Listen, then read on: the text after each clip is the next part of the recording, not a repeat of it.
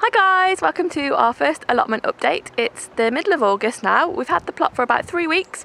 We've been doing little bits and pieces which I've been filming, so I'm going to slot that footage in now for you to see it. There's some leaks in here, but they don't really seem to have done very much. The soil is just full of rocks as well, and they don't seem to have had like holes, so they've got no room to spread out really. I don't know if they'll come to anything. So we weeded out this area for the peas that were already here. I think I mentioned that I thought they were sweet peas. They're just regular peas. These two that have been on their own, they're not done so well. They've kind of gone yellowy.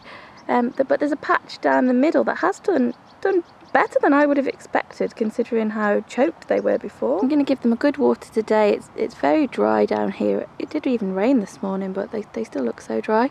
But yeah, we've got a few peas off these, so that's been pretty good. A nice surprise. This is the courgette plant that gave us the giant courgette.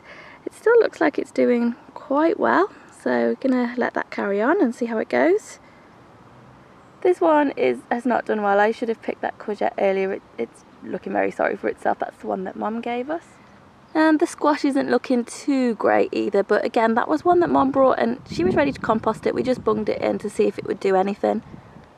I'm looking forward to getting under this horseradish, and we don't really want it because it spreads very easily, and I don't really want it to take over the whole plot. So later in the autumn we're going to lift it, make some horseradish sauce with it, and hopefully put a couple of roots into a really deep pot, because I'd like to still have the horseradish. I just don't want it to take over like this whole area.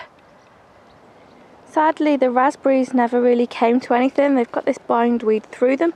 I actually thought that I couldn't get to the roots of it all, but I chopped as much off as I could so it couldn't at least, you know, carry on growing through the plant. And then I was hoping I would be able to, when I got cleared a bit at the bottom, you know, pull it out properly. And that has worked in some cases. So there's a little bit here that's died off. But it comes back as quickly as you pull it out, really. The only saving grace possibly with this is that it will die off in the winter, and then we'll get like a fresh start almost for next season. But it's just getting in here at the moment. So these raspberries are like next to the bit of the plot that's just totally overgrown. So it probably keeps coming back in from there because we haven't really tackled that area yet.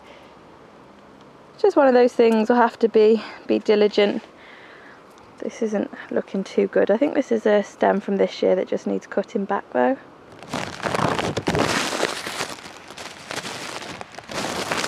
I'll definitely be glad once we've got a little shed up, because I've just come down to the plot. It's raining quite heavily now, which I thought was just going to be a shower. Sorry, I've got a plastic bag over my camera there to try and keep it dry in the rain. Yeah, I thought it was just going to be a little bit of a shower, but it's actually raining quite heavily. I mean, if I had a shed, I could obviously pop in there and wait out a shower, but I don't really mind being wet. It's just being cold and wet that I don't like so much. But I've managed to dig out a lot of the comfrey roots, so I think I may need to call it a day for now.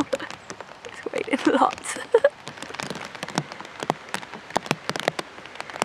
Yeah, I don't think it's showing any signs of stopping anytime soon. Might have to head back. This is a spot that we've picked out for our saffron. We're just marking it out now, and we've got a nice little dibber. So this is a corm, and it goes this tail end up. It's very like horsehair almost. And they go 10 centimetres deep.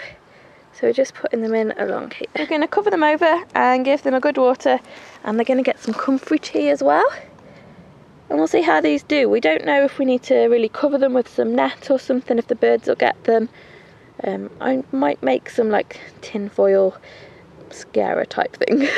I'll have a look. I'll have a read up and see what's recommended. As long as they don't go overnight, I'll be able to do that tomorrow. So the start of the month it was really sunny, and then recently it's just been raining. There's been a really big storm, like a hurricane. We haven't had, I wouldn't say it was like we've had hurricane weather, but we have had really heavy rain and winds. So one thing is the soil is nice and wet now, and we haven't got anything too precious that the wind could really damage. So this is where we're at with the saffron crocuses so far. Nothing seems to have come up. Also looking at the raspberries, I think these ones are actually autumn fruiting because they do seem to be coming to something after all, so all is not lost on those. And I think the second row over there is actually summer fruiting, so I think we'll get those earlier in the summer and then hopefully these ones in the autumn, or maybe soon actually. There's some starting to ripen on here. Maybe they're just a bit late this year, I don't know. I've ordered myself a waterproof to overcome the problem with the rain, and I've also got these wellies, which I thought was super cute. I know they're going to get muddy and you probably won't notice they've got like spots on them, but I thought they were quite nice.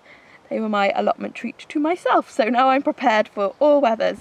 This weekend we're going to be tackling this corner and hopefully getting the shed in, so I'll see you in the next video when we get on with that. This is from the bottom end. It's a bit of a jungle really.